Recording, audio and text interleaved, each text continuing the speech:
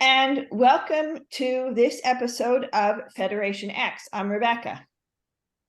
And I'm Emmanuel from Israel. And I'm Iyad Rafidi. And we're on the FederationX podcast. How about Lee? Are you joining us? Yes, I am. Okay, good. So introduce yourself. Oh, yeah, sorry, I thought I did. I'm Lee from Sydney. Okay. And so today we're going to be talking about what's going to happen in Israel in the next couple of weeks. Things are pretty crazy. It is coming to a head. Emmanuel, can you give us a summary and your perspective of what you have personally seen, given that you are the person who is on the ground? Well, it looks like like you said, it's coming to a head. The government is continuing trying to rush through clearly non-democratic legislation. There are efforts being made to stop them from continuing and to somehow compromise, but all indications are that the government is not interested in a real compromise. Every day there are incidents where the government is looking for fights with the legal system, mainly being carried out by the Minister of National Security against the Attorney General, where the Attorney General gives opinions on prepared legislation, and the government is refusing to accept it. So we may see a removal of the Attorney General in the next any day now, which will be a traumatic event if it happens, because it's very difficult to remove to remove a serving Attorney General, and it's even more difficult to replace him or her unless there are good legal reasons, and there don't appear to be any. So this is going to be another struggle of the government against the legal system. So this is going to play out in, like you said, in the next 2 weeks, and I suspect we're going to be in for a full-scale constitutional crisis where the government is trying to do things against the law, and most of the institutions of the state will be sticking with the law against the government. How confident are you that the institutions will stick with the law? I'd say 70-30. I think it's very unlikely at the time. The people who are heading the institutions and have not been appointed by the present government, and there are solid center law-abiding citizens who unless they're removed, will very likely keep their institutions on the side of the law. Mm-hmm. I was reading about pilot strike, Emmanuel. Yeah. Has that had any impact? Yes, absolutely. The Air Force is usually ahead of everybody else. Also, in previous engagements in Gaza, Air Force pilots started to chip in pretty early and said that they will refuse to fly if this continues. And also this time they came on pretty early and got themselves organized. And it's quite clear that they're willing to go through with this. So when they started their actions, everybody started to talk about it. And one of the pilots was even briefly removed from his position in a mistake by the head of the Air Force. It was clear that the head of the Air Force made a mistake, and he went back on his decision, fortunately, because he would have had the whole. Say again? Did he make a public? Sorry, did he make a public apology? Was that? He didn't apologize, but he explained his mistake. So as close as you get. No, it was pretty clear. It was clear when he removed him from office already that there was something fishy there. In the meantime, he's not the only one who explained his mistake. Also, the head of the police force already went back on the decision he made. And also the chief of staff he also went back on something he said by mistake, and so everybody is becoming very much aware of the consequence of when they say the wrong thing or they do the wrong thing. We haven't seen so many public servants go back on what they said in such a short time as in the last 2 or 3 days. Well, I mean, just to slightly veer sideways, there's no way this current government is going to resign, right? I don't think there's one chance in hell. I wouldn't say that. I wouldn't say that, because especially actually it's really a difficult call to make. It's a difficult call to make. All things considered, looking at the government, you'd say, nah, no way, they're all solid right wing, and they should do. But there are people also among the Haredi people, the ultra religious, who are concerned that everybody's ganging up on us. They have a very fine feeling for public sentiment abroad also against Jews. And when they feel that everything is coming in, and obviously there's this kind of feeling now, the economic situation is also getting problematic, they may find their conscience or whatever you have to look for in these situations, and say, okay, we'd rather not go through with this. And of Did course, you just suggest they have a conscience? Yes, they do. They all do. So, but also there are people in the Likud, in Netanyahu's government, who may not be willing to stick it out anymore, because they're beginning to realize that Netanyahu is going for full dictatorship, and I don't think they want to go along with that. But it's definitely something that cannot be called. You can't be called. So let's assume the government, just for my amusement, if for want of a better word, right? Let's assume the government refuses to resign. Sure, the people uprise and they go, come down, government, we don't want all these reforms, and the government sticks to its guns. Okay. What can the outcome be? The outcome will be chaos. It'll be chaos. No, it could come to that. There will be a period of chaos, okay, where things going haywire. The economy is tanking. The economy is tanking. The different institutions of the government will make it clear to the government that they're sticking with the law and not sticking with the government. And at a certain stage, one of these institutions, the internal security services, can call the whole thing off. Okay, this is the only thing they have to do is to tell the prime minister, sorry, sir, you can't leave your office now until we decide to. Okay. And it's all over. Who will the army side with? You're saying the army is going to side with the people? The institutions will side with the law. They will side with the law.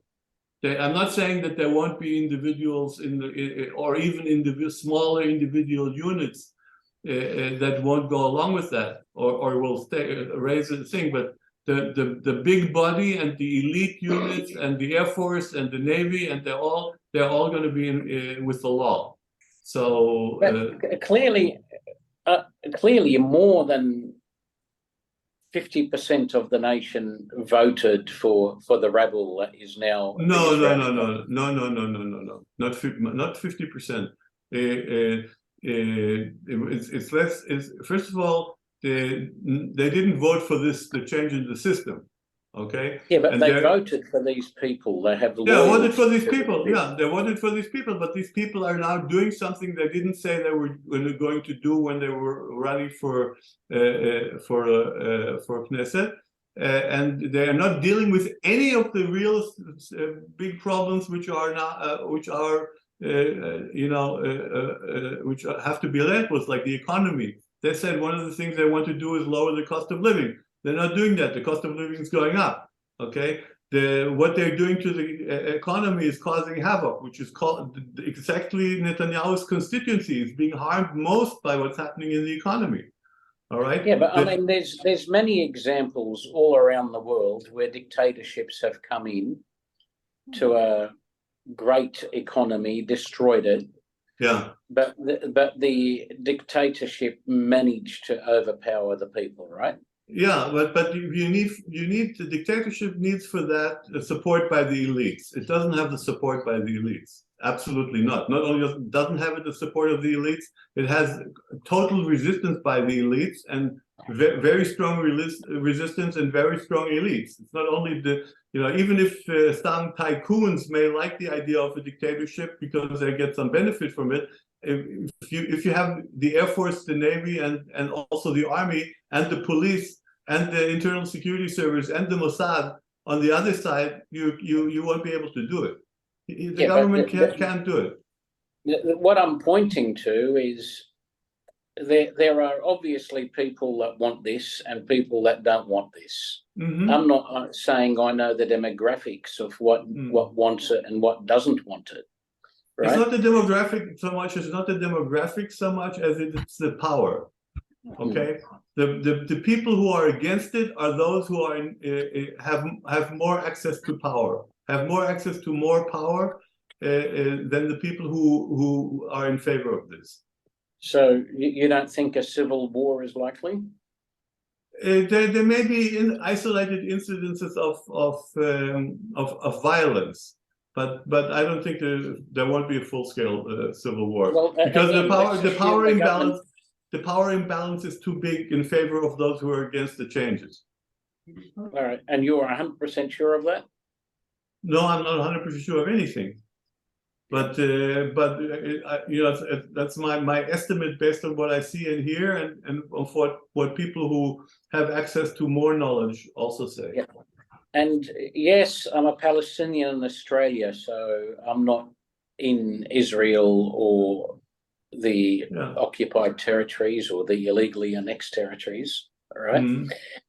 But what's the benefit for me or the harm to me whether Israel gets into strife, whether a civil war happens, all these things, aren't they all for my benefit anyway? For your benefit? As a Palestinian, yeah. No, what could be for your benefit at the outcome of this? The Palestinian issue has been studiously ignored for decades, and it's curious that after 55 years of occupation, we're now fighting for democracy. Okay, so it's still just Israeli democracy. Yeah. No. But this is also, while this is happening, people are beginning to realize. First of all, they're beginning to realize that one of the reasons we got where we now have to deal with democracy in Israel, is because of the occupation. Okay. It's not that. Can I, in fact, correct my words? It's for Jewish Israeli democracy. Yeah, it's not even for Palestinian Israeli democracy. Absolutely, it's absolutely. This is almost a Jews-only issue. Although Palestinians, Israeli Arabs, Palestinians are on the sidelines and are supportive. Okay, but they realize that this is for the Jews. Okay. They're not sure that they're going to get any benefit of it. Although, looking at it, Israel will not be the same after we're through with this. Okay, it will not be the same. We're not going to go back to where we were before it happened. That's for sure. How far we're going to be able to take this in favor of a normal civilized country with equal rights, that's another story. Okay, but we're not going to go back to where we were before, and this is an opportunity. Okay, this is like people say, a constitutional moment.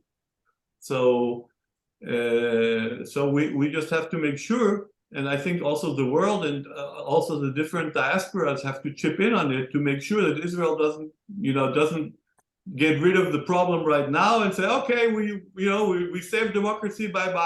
Let's continue like this was before. Well, I mean, as far as Palestinians are concerned, right? But this is probably the first time in 70 odd years where the world is focusing on how fascist Israel is. I don't think Right. there. I don't think. I don't think that's people looking at that way. They I realize. can tell you, the average it's on the average Australian's tongue now. Okay. All Australians are talking about Okay. it. You'd be Okay. you're so wrong. Okay, so I I get. ask you, Emmanuel, So, is in your opinion, is the direction that the government is heading a fascist direction? In your opinion, clearly. okay. Clearly, no, they're looking for full unbridled government power. That's fascism. Okay. Yeah. They're talking around it for they're giving all kinds of names, but you can put lipstick on a pig, but it's still a pig. But I can tell you now, and maybe it's because my Australian friends know I'm Palestinian.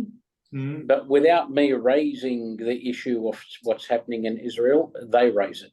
It doesn't have to be front page news. It might be suppressed from front page news, but somehow the message is getting across. Yeah, and everyone's talking about it here. Yeah, and also listen, the Jewish diaspora is all over it. I mean, first of all, Netanyahu can't travel anywhere now without getting demonstrations against him, and not only demonstrations of those people in the country where he visits, but of the Jewish community there. Okay, but I'm looking at it from a Palestinian perspective, right? Sure. So, for me, the world is more likely to act for Palestinian rights the more they see the extremism unveiled, undressed the way it is right now, than it is with the lipstick on the pig, as you put it, if a Jewish Israeli only democracy comes back into light.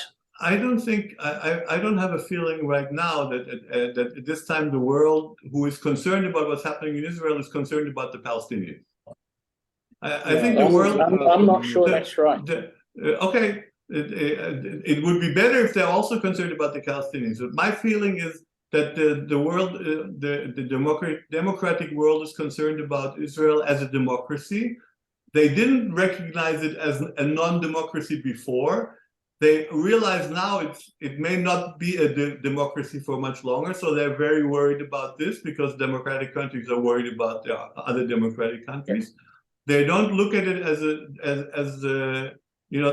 on second call, they may remember that they're also the Palestinian issue may be relevant now. But I think this will surely, like I said, we're not going to go back to square one. We're not going to go back to square one. Whatever will happen, it won't go back there. I can tell you, Australians are showing me pictures of Israeli soldiers dancing with the settlers. This has made a big impact in the army also. One thing which has happened is because of the willingness of the Air Force to not participate to refuse service. People who in the West Bank are doing service in the West Bank are saying we're not going to do any more service here. Okay, so this will have a much wider impact, and that's why it's not going to go back to where we were before, because it'll be much more difficult to maintain the occupation. It just won't work. That's great news. That's great news, Yeah. Emmanuel.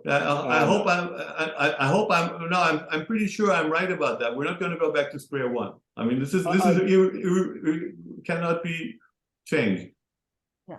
It's really good to see so many Israelis out protesting, albeit it's not directly about Palestinians.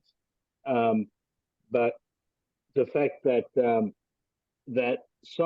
soldiers in the West Bank are going to refuse to fight that's a really good reflection on the Jewish community, I think, as opposed to necessarily Israel or the government. Is it soldiers or is it reservists? I read it's reservists. Yes, you're right. It's reservists. It's reservists. But for the time being, it's reservists. The soldiers are usually, first of all, they're younger, of course, and they are much more right wing, and they don't. Without the Israeli army, without reservists is almost a non-entity. Okay, especially for routine tasks, like also the army prefers to use reservists in the territories because they are much less aggressive. Okay, so there's less collateral damage when reservists are in action than when young recruits are there. So when do you think it'll all come to a head, one way or the other? Within the next 2 weeks, this will come to it may continue after 2 weeks for another month or so of constitutional crisis, but we're coming to a head. This will come very shortly. If they fire the attorney general, that we'll see where they're going, and if they go through with the legislation also. But the way it goes now, the people are going to go into the streets. Every single weekend the demonstration has been bigger than the one before. So people are very much with their finger on the pulse. Yeah. And on that note, thank you for your discussion of this. We're going to see in the next 2 weeks what is actually going to happen. So stay tuned. Yes. Bye-bye. Thank you. Bye. Okay. Thank you.